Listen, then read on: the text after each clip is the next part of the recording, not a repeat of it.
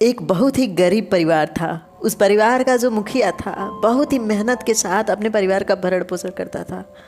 उसका संघर्ष इतना था कि पसीना शरीर से यूं बहता था मानो वो रक्त अपने शरीर से बहा रहा हो।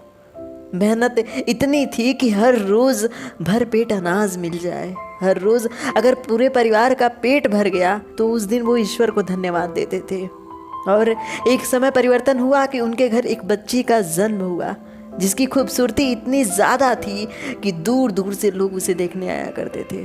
उसके चेहरे पे एक चमक थी और उस चमक यानी तेज को देखने के लिए लोग दूसरे गांव से आते थे। और वहीं एक बुरी परिस्थिति उनके साथ थी जो उनकी गरीबी थी कि एक गरीब के घर इतनी खूबसूरत बच्ची का जन्म हुआ।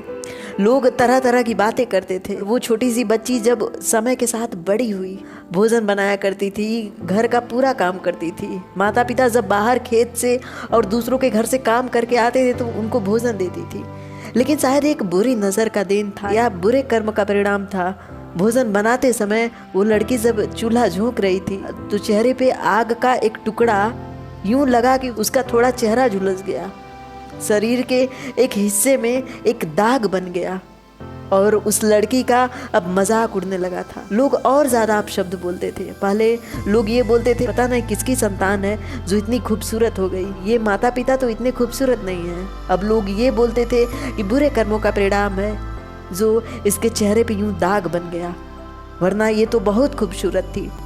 धीरे धीरे वो लड़की एक डिप्रेशन में जाने लगी, एक ऐसी मानसिक अवस्था में जाने लगी जो बिना बात के दुखी रहती थी, इधर उधर चेहरे छुपा के रोया करती थी और लोगों से बच के रहा करती थी। समय की इस बुरी परिस्थिति के कारण वो ईश्वर से भी ये पूछती थी कि आखिर किस बुरे कर्म का परिणाम है ये, आखिर उसका चेहरा जल क्यों गया।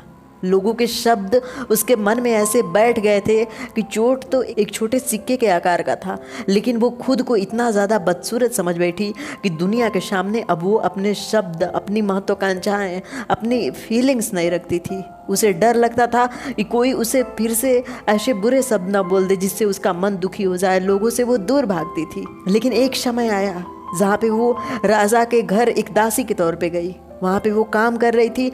उस समय रानी ने उसके चेहरे को देखा। रानी उसके चेहरे को देखकर इतना ज़्यादा तारीफ की कि उस तारीफ को सुन के वो लड़की रोने लगी कि क्या सच में वो खूबसूरती है उसमें या रानी सिर्फ एक अपशब्द, एक मजाक उड़ा रही है।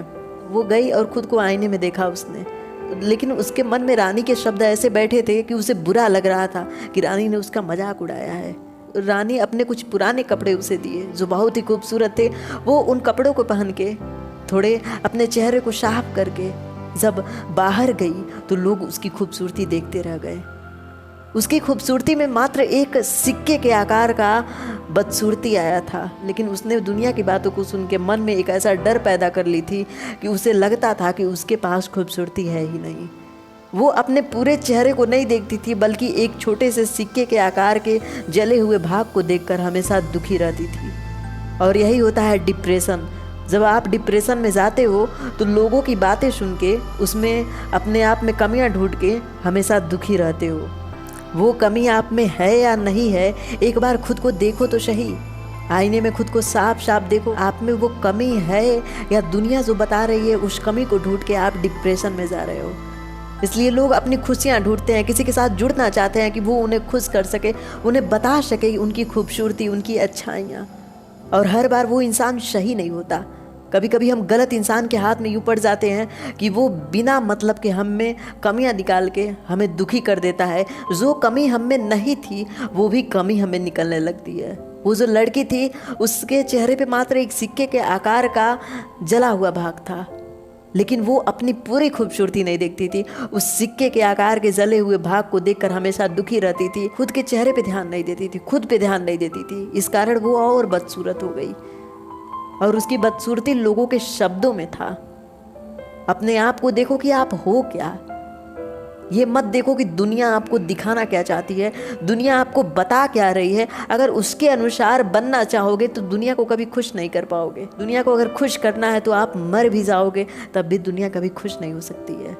आप बहुत खूबसूरत हो, बस उस खूबसूरत निगाहों से अपने आप को देखो। दुनिया की निगाहों से देखोगे तो दुनिया तो भगवान में भी कमियां निकाल देती है। फिर आप क्या चीज़ हो।